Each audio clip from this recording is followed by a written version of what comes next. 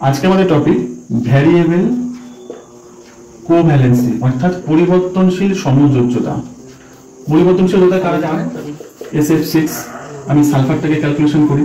সালফারে কত? সালফার হচ্ছে 16, 2, 8, 6। কি এসে থাকে? 1s2, 2s2, 2p6, 3s2, 3p4। আবার এটাকে ভেঙে লিখি। ভেঙে লিখলে কি হবে?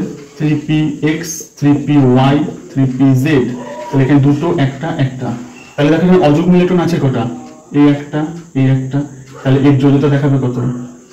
2। সমযোজ্যতা দেখাবে 2। সমযোজ্যতা দেখাবে 2 অযুগ্ম ইলেকট্রন। আচ্ছা, এর হাইব্রিডেশন কি হবে? এই হাইব্রিডেশন হবে হচ্ছে sp3। ঠিক আছে, sp3। আচ্ছা, এর एग्जांपल দেখি একটা H2s। আচ্ছা, উত্তেজিত অবস্থায় এই একটা ইলেকট্রন উঠে এখানে চলে যায়। তাহলে আমি 3 কে কনসিডার করি। 3px, 3py, 3pz। তাহলে এক এক এক লিখি। 3d আছে।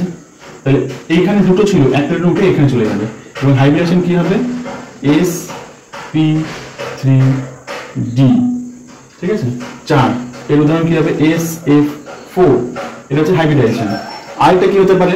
এইখানে দেখো 3 মানে হচ্ছে পুরোটা কনসিডার করব আমি, যার জন্য এখানে 3s আছে, 3s2, sp3d।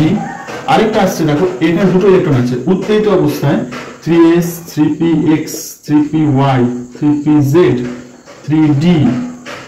এটা কি হয়? 3d 5টা ইলেকট্রন, 10টা ইলেকট্রন ধরে 3d। 3d 5টা ভাগ আছে। কি কি ভাগ আছে? dxy, dxz, dyz, dz2, dx2 - y2। তাহলে dxy ধরবে।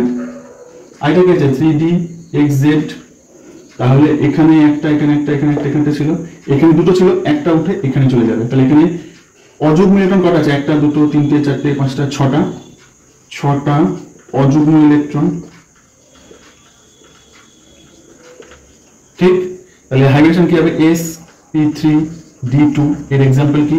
sf6। তাহলে সালফার কত রকম যোজ্যতা দেখালো? 2, 4, 6।